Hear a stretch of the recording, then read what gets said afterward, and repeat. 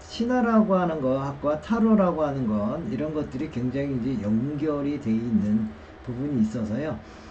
재미도 있고, 또 그리고 이제 타로 공부하는데 도움도 될 것 같아서요. 그래서 이제 타로와 함께하는 신화 이야기, 이런 이야기를 해볼까 합니다. 먼저 이제 타로에 있어서 가장 처음이 되는, 아, 제일 먼저 나오는 이제 그림이, 앞에 보시는 것처럼 이제 광대라고 하는 그림인데, 이 그림의 이제 근원이 뭐가 되냐면은 이제 그리스 신화와 연관이 되어 있다는 사실입니다.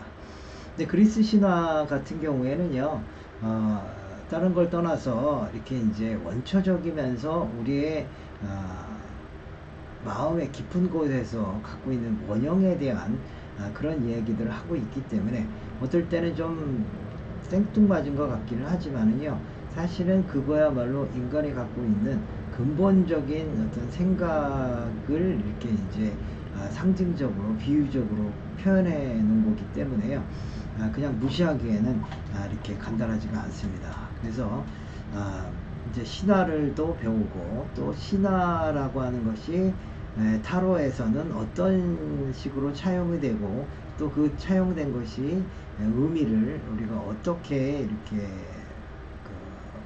해석이 되는지, 이런 부분들을 이제 신화도 배워보고, 또 그리고 이제 타로도 이제 공부하는 그런 시간을 가져보려고 제가 이제 이 기회를 만들었습니다. 이 바보 카드는요, 기본적으로 이제 그리스 로마 신화에서는요, 이제 디오니소스라고 하는 술의 신, 주신이라고 하죠. 우리는 이제 바카스라고 하는, 우리가 이제 바카스라는 이제 음료수를 많이 듣게 되는데, 사실은 이제 굉장히 친근한 신화적 인물입니다. 그래서 이 신화적 인물인 주신이 과연 이제 어떠한 삶을 살았고요, 또 어떻게 이제 의미가 또 변형이 되고, 또 어떻게 또 타로에 연관이 짓는지, 이제 이런 얘기를 하는데요. 먼저는 이 그리스 로마 신화에 등장하는 디오니소스라고 하는 사람은 어떤 사람인가, 그리고 또 어떤 의미를 갖고 있는가에 대한 얘기부터 해드리겠습니다. 네, 이제 이 디오니소스는 술의 신이면서, 이제 술 중에서도요, 우리가 이제 최초의 술이라고 할 수 있는 것은요, 이제 포도주라고 볼 수가 있거든요. 그래서 이제 포도주의 신이다, 이렇게 얘기하는 거죠. 지중해 연안에, 이제 그리스 로마에 이제 있던 지중해 연안 지역에는요, 포도라고 하는 것이 아주 굉장히 귀중한 산물이었고요. 그것이 이제 또 어떻게 한 국가에 커다란 영향을 끼칠 수 있을 만한 식물이었기 때문에, 사실은 이제 굉장히 중요한 인물이라고 하는 것, 그거와 연관되어 있는 신이라고 하는 것은 그만큼 디오니소스가 중요한 인물이라는 것을 또 알려주기도 하는 겁니다. 완증을 시키는 거죠. 그런데 이제 디오니소스는요, 포도주의 신일 뿐만 아니라 또 광기 또는 축제, 황홀경이라든가, 또 이제 그와 더불어서 풍요라고 하는 신이기도 합니다. 원래 이제 축제, 황홀경, 그래서 디오니소스 축제라고 하는 것이 굉장히 이제 세계적으로도 유명한데요. 우리가 이제 축제 기원이라고 할까요? 이러한 것이 이제 디오니소스의 축제이기도 합니다. 그리고 또 이 축제의 신임과 동시에 또 디오니소스는 야생, 또 다산의 신이기도 합니다. 그래서 이제 그는 이제 항상 이 손에 이제 지팡이를 들고 다니거나, 또는 아니면은 이제 포도주 잔을 들고 있는 모습으로 해가지고 많이 이제 뭐라 그럴까, 그림, 옛 영화에 많이 나타나는 신이기도 합니다. 그렇기 때문에 이제 잠깐 이제 그 모습을 본다면, 이런 식으로 앞에 보시는 것처럼 술잔을 든 하나의 이제 그러한 모습으로서 이제 이렇게 나타나는 거죠. 네. 그런데 어찌 보면은 이제 그 술이라고 하는 것 자체는요, 저 지중해 연안에 있어서는 굉장히 중요한 식물이기 때문에 이 디오니소스 신 또한 굉장히 중요한 신으로서 받들어지고, 그래서 나중에는 디오니소스를 숭배하는 인물들이 나타나기도 한다라는 겁니다. 그래서 엄청난 어떤 그 파급력을 갖고 있음으로 인해 가지고요. 그리스에서는 어쩔 수 없이 디오니소스를 숭배하는 사람들을 이제 받아들여서 축제라고 하는 형식으로서 이제 디오니소스의 뜻과 의미를 기리는 어떤 그 기간이라든가 이런 것들을 이제 마련해 주기도 했거든요. 디오니소스는요, 초기 미술에서는요, 수염을 덥석하게 기른 중년으로 이제 많이 묘사가 되었는데요. 하지만 이제 기원전 15세기 이후가 되면서부터는요, 디오니소스의 모습이 달라져 보이게 됩니다. 이제 연약하고 여상스러운 미소년 또는 미청년으로 자주 묘사되기 시작한 거죠. 그러니까 이제 디오니소스 신의 이제 어떤 상징성이 예전에는 야성과 거친 사람으로서, 우리가 소위 말하는 이제 마초 이런 개념으로서 받들어졌고 이렇다면, 이제 기원전 15세기 이후부터는 아주 이제 문화적인 부분에 있어서 세련되고 또 부드러우면서도 우리들 아름다움을 갖춘 사람으로 이제 변화가 됐다, 이런 얘기죠. 그런데 재밌는 것은 디오니소스의 이제 성의 정체성에 관련된 얘기합니다. 우리가 보통 이제 신 하면은 제일 먼저 떠오르는 것, 그리고 또 이제 디오니소스 같은 경우는 이제 남자의 신이기 때문에 당연히 이제 야성성이라든가 이런 걸로 볼 수 있었는데, 그러나 나중에 이제 부드럽고 그 다음에 아름다운 청년으로서 이제 신이 되짐으로 인해 가지고요. 그래서 이제는 여성스러운 남자라는 의미로서 자꾸 변천이 되고, 그러니까 결국 그 이제 시대상을 반영했다라고 볼 수가 있습니다. 그러니까 아주 중요한 신인데, 중요한 신의 모습이 야생성이라고 판단이 됐을 때는요, 그러면 그 시대는 야성을 아주 중요하게 보는 시대고요. 또 이제 나중에 가서 여성성이라든가 아름다움을 이렇게 모습으로서 신이 나타낼 때는요, 그 시대적 상황이 이제 아름다움과 또 그 부드러움이 중요시되는 시대로 바뀌었다라고 하는 거로서도 이제 우리는 이해할 수가 있습니다. 그런데 이제 이분 같은 경우에는 이제 그걸 한 단계 넘어서서요, 이제 양성을 가진, 그러니까 여자인 듯한 미소년적인 부분으로서 이제 나타나고요. 그래서 이제 신화학자 중에 오디비우스라고 하는 유명한 신화학자는요, 디오니소스를 예쁜 처녀보다도 더 아름다운 청년이다라고 이제 극찬을 했고요.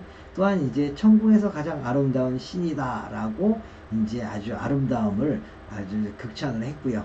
에우피데스라고 하는 또 이제 신화학자 또한 아프로디테를 사냥할 정도로 아름다운 사람이다. 그래서요, 뭐 보시기에는 좀 이제 이렇게 거칠어 보이는 타로 카드의 모습일지 모르지만, 그러나 이제 굉장히 아름다운 모습으로서 이제 나타난다, 이렇게 볼 수가 있습니다. 그래서 타로에서도요, 만약에 어떤 분이 이제 내가 애인을 지금 만나려고 하는데 그 사람과의 관계가 어떻게 됐을까요?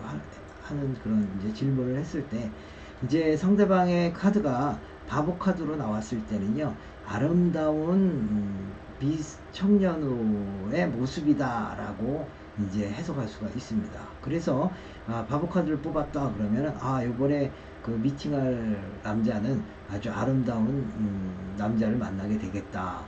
물론 이제 아름다운 남자를 만났다고 해서 이제 뭐 연애가 성사되는 건 아니지만은요, 아무튼 그런 측면에 있어서는 굉장히 이제 그 특별한 모습으로 나타날 수가 있습니다.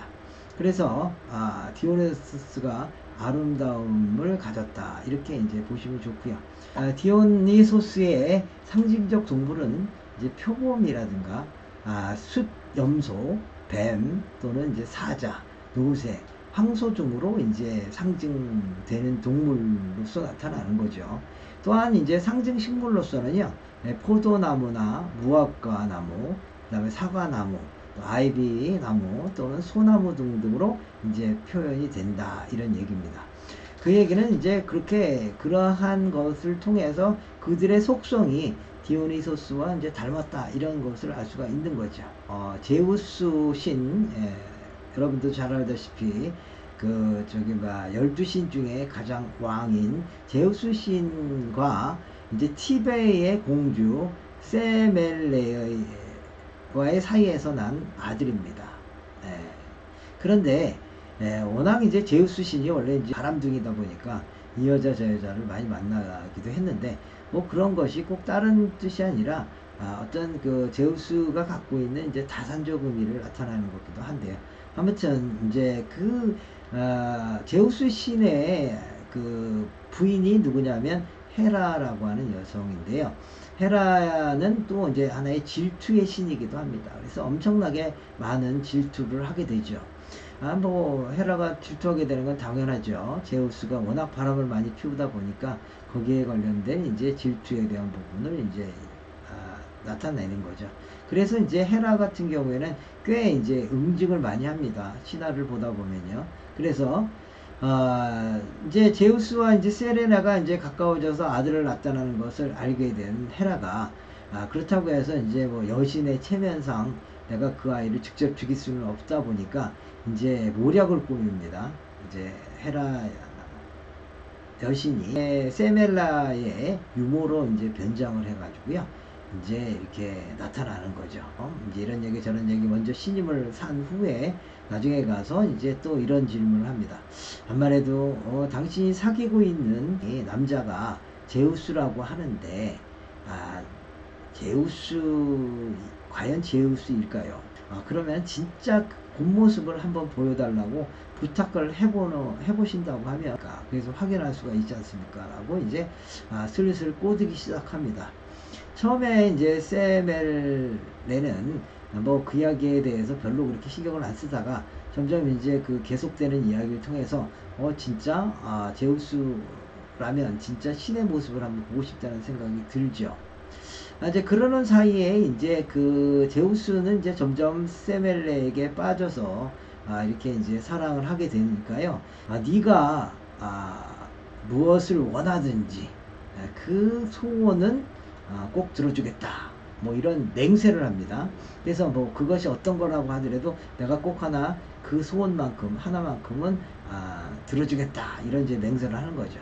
그러니까 이제 세멜레가 이제 너무 더 아름답고 좋으니까 진짜 어떤 소원이든지 다 들어주고 싶었던 마음이고요. 제우스 신 또한 이제 무엇든지 다 할 수 있는 사람이다 보니까요. 당연히 이제 그러한 것들을 생각을 했던 거죠. 근데 여기에는 아주 그 교묘한 그 모략이 숨어져 있습니다. 원래 제우스는요, 이제 신이기 때문에 일반 사람들은 볼 수가 없습니다. 특히나 이제 제우스 신의 가장 이제 그 모습은, 상징적으로 나타나는 모습은 이제 벼락을 동반한 모습으로 나타나거든요. 그러니까 우리가 벼락이 치면 어떻게 됩니까? 이제 새까맣게 다 죽게 되는 어떤 그런 현상이 있어서 실질적으로 우리는 제우스를 볼 수가 없습니다. 인간의 모습으로서는. 물론 신들끼리는 볼 수 있지만 인간이 만약에 제우스를 본 순간 어떻게 되냐면 이제 벼락에 맞아서 새까맣게 타버리는 거죠. 헤라는 그걸 노린 겁니다. 근데 이제 아무것도 모르는 세멜레는 이제 그 유머의 말, 헤라의 그 노략에 걸려들어서 제우스에게 아주 간청을 하는 거죠. 내가 당신의 모습을 보고 싶다. 이렇게 얘기해요. 그 말을 듣는 순간 제우스는 잠깐 당황을 합니다. 아니 이거 나를 보게 되면 네가 죽을지도 모르는데 차마 이제 이런 얘기는 할 수는 없고요. 그래도 이제 그 전에 내가 네 소원이라면 내가 다 들어주겠다라고 한 맹세가 있기 때문에 원래 이제 그 신들은요 맹세에 대해서는 꼭 지키게 돼 있거든요. 그러다 보니까 제우스가 할 수 없이 어떻게 하냐면 자기의 본 모습을 보여줍니다. 보여주는 순간 이제 벼락이 치면서 세멜레가 아주 새까맣게 다 죽게 되는 거죠. 그런데 여기에 이제 그 세멜레는 그 당시 임신을 하고 있었습니다. 아이가 누구냐면 디오니소스인 것이죠. 그러니까 이제 잘못하면 태아도 다 죽게 생겼던 거죠. 그래서 제우스는 이제 세멜레의 배에서 태아를 꺼내 이제 자신의 허벅지 안에 넣고 꿰매고 이제 나중에 이제 그걸 키우게 된 거죠. 그래서 디오니소스는 제우스의 허벅지를 통해서 태어났다. 그래서 이것이 이제 바로 술의 신 디오니소스의 탄생 과정이라고 얘기를 하는데, 그런데 재밌는 것은, 그래서 이제 디오니소스의 이름은, 이 디오라는 말은 두 번이라는 뜻이 있고요. 니소스라는 뜻은 이제 태어난 자다, 이런 얘기예요. 그래서 디오니소스는 두 번 태어난 자다, 이렇게 이제 이름이 지어진 거라고 볼 수가 있습니다. 제우스의 허벅지에서 태어난 디오니소스는 이제 그 헬라의 눈이 미치지 않는 곳에서 이제 길러지게 되죠. 이때 이제 그 임무를 맡은 사람이 누구냐 하면, 이제 나중에 뭐 마법사 카드나 이런 거 할 때도 설명을 드리겠지만, 이제 헤르메스라고 하는 이제 신입니다. 그래서 이 헤르메스는 전령의 신이고, 또 이제 이렇게 그 수행의 신이기도 하다 보니까 제우스의 말을 듣고 이제 이모인 이노에게 맡겨서 하는 니사산이라고 하는 이제 유종들에게 이제 맡겨서 키웠다라는 이제 설도 있고요. 또 이제 실레노스라고 하는 반인반수인 요종에게 맡겨져서 키워졌다는 설도 있습니다.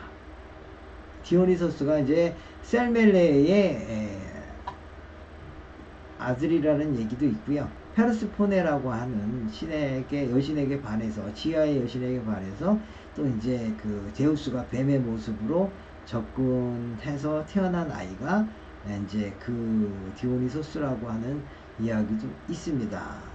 어쨌거나 디오니소스는요, 한 번 태어난 것이 아니라 두 번 태어난 자다, 이런 얘기죠. 그리고 이제 그러다 보니까요, 그 헬라가 이제 또 하나 알게 되죠. 헬라도 신이기 때문에 제우스가 이제 겨우 이렇게 이제 살려놨다는 걸 알죠. 그러다 보니까요, 자꾸 이제 헬라가 어떻게든지 디오니시스를 죽이기 위해서 이제 많은 이제 모략을 꾸미고 있는데요. 그러다 보니까 이제 디오니소스는 이제 어린 시절부터요, 이제 여장을 해서 청소년기를 보냈다고 합니다. 그래서 이제 청소년 시절에 이제 여자아이처럼 길러졌다라고 해서, 그래서 이제 디오니소스가 성의 정체성이 여성 같은 남자, 뭐 이렇게 이제 변해준 거죠. 그래서 그러니까 헬라에게 들키지 않기 위해서 이제 여자의 옷을 입히기도 하고요. 또 그리고 이제 그 소녀처럼 이제 이렇게 활달하게 움직이지 못하게, 이제 하지 못하게 이렇게 이제 훈련을 시키기도 했다고 합니다. 물론 이제 거기에 관련돼서는요, 또 헬라의 집요한 이게 이제 그 추적으로 인해서 그 디오니시스를 키우던 이노와 아타마스라고 하는 남편이 이제 미쳐버리는 또 사건도 벌어지고요. 그러다 보니까 이제 또 뭐 염소로 변하기도 하고, 또 이제 헤르메스가 이제 그를 구출해서 니산산 동굴로 데려가서 또 키우기도 하고, 뭐 이런 아주 여러 가지 이야기들을 이제 이렇게 만들었던 거죠. 이처럼 이제 그 디오니소스는요, 기본적으로 이제 그 여성적인 그러한 모습을 갖고 있습니다. 타로 카드를 보면 이제 신화 카드에 보이는 것처럼 이렇게 이제 그 아주 조금 이렇게 처음의 모습은 야성적인 그 사냥의 옷을 이렇게 입고 있는 모습으로도 나타나고요. 또 이제 그 타로 카드에 따라서는요, 이렇게 이제 또 요런 모습, 좀 아름다운 옷을 입고 있는, 여성적인 옷을 입고 있는, 어찌 보면 이제 광대의 모습이라고도 하는데요. 이러한 모습으로도 이제 나타나기도 하죠. 그래서 이 카드는 이제 그 올드 잉글리시 카드라고 하는 카드인데요. 가장 아주 아름답게 아름다운 옷을 입고 있는, 마치 이제 여기도 보면은요 여러 가지 색깔의 이제 이렇게 배낭이라고 할 수 있는 이런 주머니들을 갖고 있고요. 그래서 이렇게 이제 표현되는 이유가 이제 여성성을 동반한 모습이다. 이러한 측면으로 이제 나타나는 거고요. 저기 디오니소스는요, 뭐 지팡이라든가 또는 아까처럼 이제 컵을 갖고 있다든가 뭐 이런 식으로 이제 모습으로 나타났듯이 이렇게 지팡이를 들고 있는 이 모습이 또 디오니소스의 모습이다, 이런 얘기죠. 개의 모습은 헬라가 이렇게 추적을 하는 거죠. 그래서 헤라가 이제 개로 변해 가지고 이 아이를 이제 무릎뜯고 하니까 이 사람은 이제 항상 어떻게 됩니까? 이렇게 절벽 같은데 이렇게 이제 위험을 항상 동반하고 있는 거죠. 그래서 디오니소스의 가는 길에는 이렇게 험난한 아주 그 절벽과 같은 것들이 좀 많이 이제 있다고 합니다. 라이더 웨이트 카드라고 하는 이런 카드가 있는데요. 이 또한 이제 여기서 이제 그 옷이 아주 화려하고 여성적인, 옷이 화려하고 여성적인 어떤 모습으로도 이제 나타난다, 이렇게 이제 보시면 되는 겁니다. 이제 이런 카드 말고도 또 뭐가 있느냐면 이제 마르세유 카드라고 하는 카드가 있습니다. 그래서 마르세유 카드에도 있는데, 대체적으로 이제 이런 식으로 이제 카드가 나와 있을 때 주로 이제 이렇게 이제 여기는 이제 고양이가 나와 있는데, 이제 그 고양이가 이제 이렇게 허벅지를 물고 있는 그런 카드이기도 하죠. 그리고 이제 이 고양이는 헬라 여신의 모습으로도 볼 수 있고요. 그러다 보니까 항상 어떻게 되냐면 이 디오니소스는요, 헬라의 추적을 피하기 위해서 어디론가 떠나야 되는 거죠. 그래서 이제 우리가 간단한 배낭 하나만을 달랑 이제 메고, 여기 이제 배낭이 있지 않습니까? 그러니까 배낭 하나만 달랑 메고 이제 이렇게 그 움직여야 되는 어떤 그러한 이제 상황들로 이제 나타나는 거죠. 일종의 방랑자로서 많이 이제 나타납니다. 그래서 여러 가지 이제 이건 이제 유니버설 카드라고 하는 좀 이제 특별한 카드이기도 한데, 이제 이런 카드에도 보면 이렇게 되냐면 배낭이라고 하는 것, 이러한 부분에 대한 걸로 나타나고요. 또 그리고 이제 이번에는 더 그 위험에 대한 부분을 이제 헬라의 모습, 추적자, 이러한 모습을 이제 악어로 나타나기도 하기 때문에, 그래서 이제 항상 위험에 쫓기는 그러한 모습으로 이제 해석이 되기 때문에, 여러분들이 이제 그런 부분에 있어서는 이제 자꾸 보다 보면 이 바보 카드는 이 위험의 요소를 갖고 있구나, 이제 이렇게 보시면 됩니다.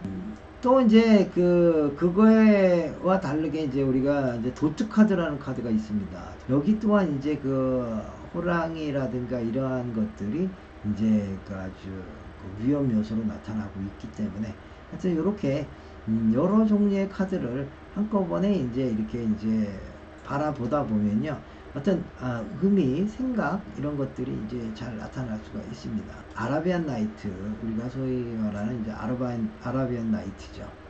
그래서 여기 또한 이제 나그네가 돼서 이렇게 자기 궁전을 쫓겨나가야 되는 어떤 거린의 모습으로 나타나는 거죠. 그래서 바보 카드가 나왔다, 또는 이제 이게 풀 카드라고 하죠.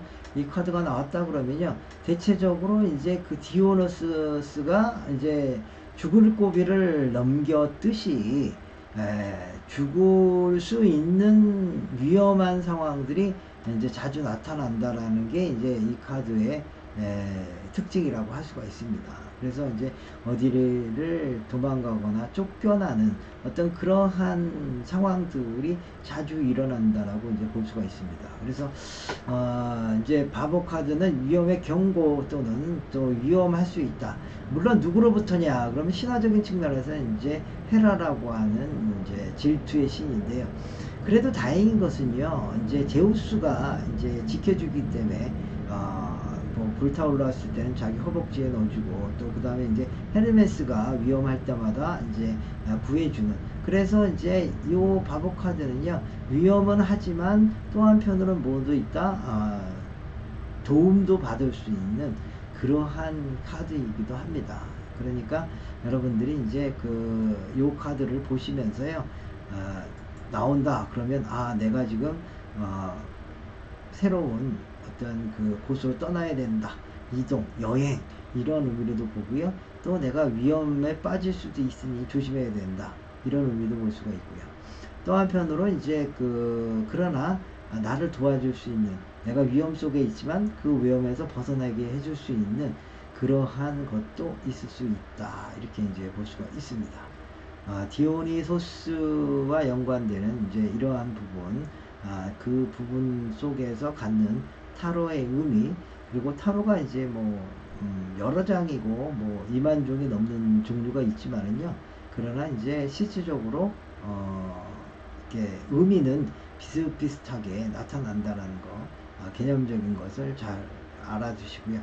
어디론가 떠나야 하는, 내가 고향을 버리고 떠나야 되는 어떤 그런 운명, 나의 삶을 이렇게 이제 내 스스로 개척해야 되는 운명, 그리고 이제 적들의 이제 헨라의 공격으로부터 늘 피해 다녀야 되기 때문에 간단하게 이렇게 정리를 해야 되는 것이라는 것, 이렇게 이제 생각하시면서 타로 카드를 보신다 그러면 내가 지금 무엇을 해야 되는지, 바보 카드가 나왔다. 그럼 내가 어떻게 행동을 해야 되는지에 대한 지혜와 또 방식, 시기적인 이제 그 상황을 이해할 수 있는 것이라고 볼 수가 있습니다.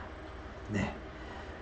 오늘은 신화와 함께하는 타로, 또 타로 속에 나타난 신화, 그리고 타로의 의미, 그 의미들을 훑어보는 시간을 가졌고요. 뭐 다음 시간에도 이제 그 두 번째 이야기 이제 계속 이어질 거라고 봅니다.